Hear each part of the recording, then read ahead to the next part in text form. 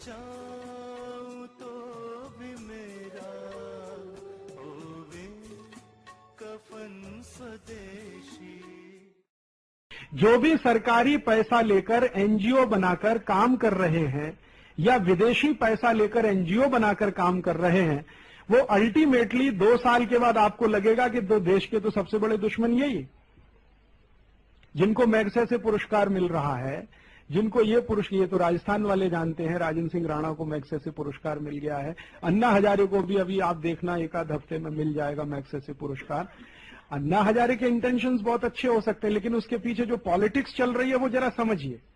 Politics ये है नहीं, वो ढस गया नहीं ढस गया वो महत्व की बात नहीं। महत्व की बात यह है, पैसा आया वर्ल्ड बैंक से, भारत सरकार की एक एजेंसी कपाट को, कपाट से आपने लिया, ठीक है, और आपने बना दिए तालाब, कहां, जहां वेस्टलैंड है, और उसको डेवलपमेंट के नाम पर बनाए। 2005 के बाद आ रहा है गेट करार, जिसमें हर विदेशी कंपनी को हजारों एकड़ जमीन खरीदने की छूट है तालाब के साथ। तो उन्होंने आके झटके में वो सब खरीद लिए।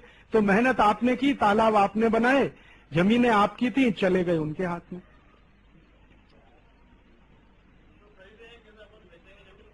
नहीं, बेचना तो मजबूरी हो जाएगी ना।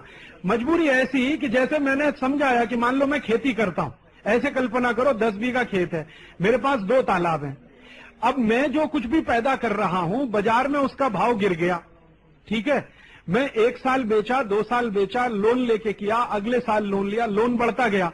एक दिन बैंक आएगी, कुड़की करेगी, क्योंकि बाजार में जो भी विदेशों से इंपोर्टेड आइटम्स आ रहे हैं वो बहुत सस्ते हैं, मुझको भाव नहीं मिल रहा है, मुनाफा होगा नहीं, तो खेती में लागत बढ़ती गई, कर्ज भी बढ़ता गया। एक दिन बैंक आकर या तो आपके पूरे खेत को ले लेगी और वो नीलामी कर देगी, नीलामी में गया आपके हाथ से, या आप ही खुद बेच देंगे बैंक का कर्जा देने के लिए कि भाई अब मैं नहीं कर सकता तो बेचो और बैंक का कर्जा पटाओ। तो परिस्थिति बना दी उन्होंने कि आप बेच ही दें उसको, वो ये नहीं कहेंगे आप बेचो, वो परिस्थिति ऐसी बनाएंगे कि आप सरवाइव ही नहीं कर सकें उसमें।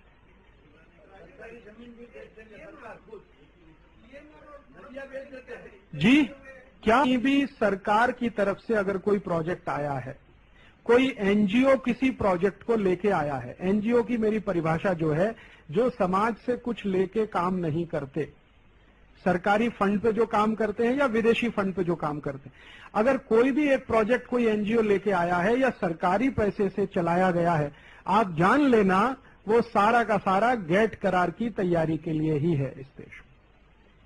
वनौषधि का इन्होंने कहा, वनौषधि आप लगाइए, इसके लिए भारत सरकार की कापाट एजेंसी बड़े पैमाने पर लोन दे रही है, लेकिन वो वनौषधियों पर 2-3 साल के बाद कंट्रोल उनका है जो जमीन खरीद ले। प्लांट आपने लगाए, मेहनत आपने की, प्लांट आपने बड़े किए, खरीद लिया उन्होंने पूरा का पूरा। हाँ, अब देखिए इसमें एनजीओ एक दूसरे तरह के भी हो सकते हैं। एक ऐसे एनजीओ जो लोगों से पैसा लेकर लोगों के काम में लगे हैं, जिनको सरकार से पैसा नहीं लेना है, विदेशी संस्थाओं से पैसा नहीं लेना, उनके ऊपर आप एक बार जरूर श्रद्धा कर सकते हैं, विश्वास कर सकते हैं। लेकिन सरकारी पैसा कहीं भी किसी एजेंसी से लेकर अगर कोई काम कर रहा है, एक बार तो जरूर आप उसको शक की नजर से देखना और आपको दिखाई दे जाएगा क्या हो रहा है। तो आप तो ये कहो कि हम तो बहुत बड़ा काम करने निकल पड़े और आप तो बन गए उनके एजेंट। अच्छा, आप एक बात ध्यान देना, जो भी व्यक्ति समाज सेवा का काम अपनी हिम्मत और ताकत से करेगा, अपने समाज के पैसे की ताकत से करेगा, उसको कभी मैग्सेसे अवार्ड नहीं मिलेगा। ये पिछले 50 साल में मैं आपको पूरी लिस्ट बता सकता हूं। लेकिन जिसने भी विदेशी पैसे पर काम किया, सरकारी पैसे पर काम किया, उसको मैग्सेसे भी मिलेगा और आपको नोबेल प्राइज भी मिल जाएगा, सब मिल जाएगा, क्योंकि उनको रिकॉग्निशन उसी का कराना है जिससे काम करवाना है। हम ये राजकोट जाते हैं, बेलजी भाई के परिचित एक सज्जन है, वो नीम का पेड़ लगाने का काम करते हैं, उनको कभी मैग्सेसे अवार्ड नहीं मिलेगा। वो क्या नाम है उन भाई का जो नीम का पेड़ लगाते हैं, नीम, रामजी भाई। तो एक दिन बता रहे थे कि कितने कितने वन उन्होंने बना दिए।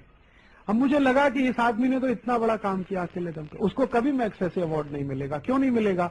क्योंकि वो अपनी ताकत से, अपने लोगों की मदद से कुछ कर रहा है।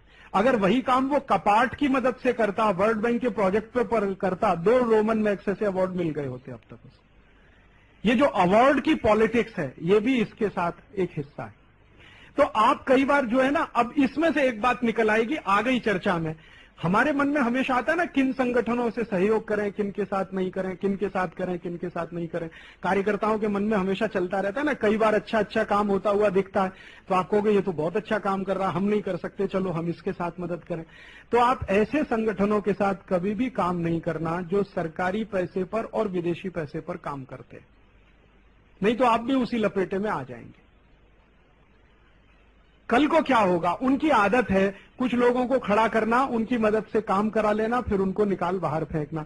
ये काम उन्होंने राजा राममोहन रॉय से तब करा। ये जो इस तरह के लोग हैं जो सरकारी फंड्स पे काम करेंगे और विदेशी पैसे से काम करेंगे, वो प्रश्न उठाएंगे जो विदेशी प्रभाव के नहीं होंगे। अब स्वदेशी की बात नहीं करेगा, कभी नहीं करेगा। आप उससे कहो कि गांव में बना हुआ दातून इस्तेमाल करने के लिए भी तो एक अभियान चलाओ, तो वो कहेगा ये तो छोटी बात है। सरकार से 2 करोड़ रुपए लेके तालाब बनाओ, ये बड़ी बात है।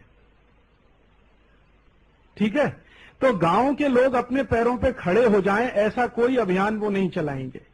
उनके सारे अभियान जो चलेंगे वो ऐसे होंगे जो गांव के लोगों को परावलंबी बनाते जाएं, या तो सरकार के ऊपर या विदेशी संस्थाएं जो लोन देती हैं उनके ऊपर।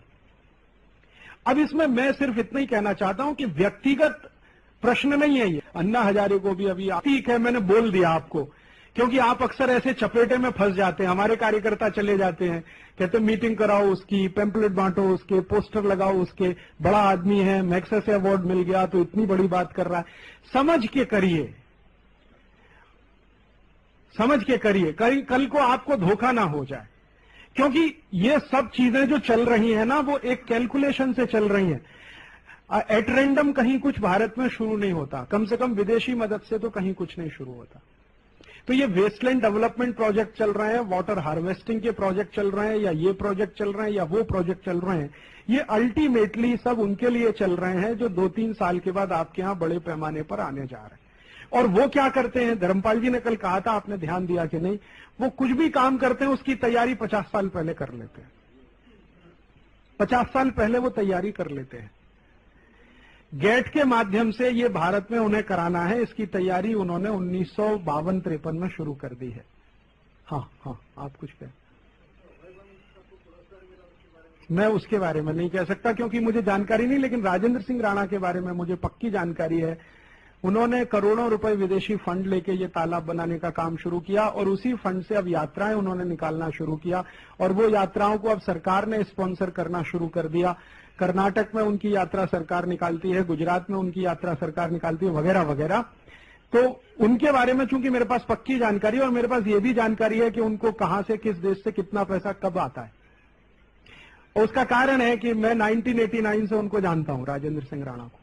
तो ये एक बात आ गई, इसलिए राजेंद्र सिंह राणा जैसे हिंदुस्तान में हजारों लोग हैं, वो तो एक नहीं है। हिंदुस्तान में इस समय 18,000 से ज्यादा संस्थाएं हैं जो फॉरेन फंड्स लेके इसी तरह के काम में लगी हुई हैं, जिनको एनजीओ कहा जाता है। 18,000, और इनका एक साल का बजट लगभग 20,000 करोड़ रुपए जो आता है बाहर से और देश के अंदर से मोबिलाइज किया जाता है।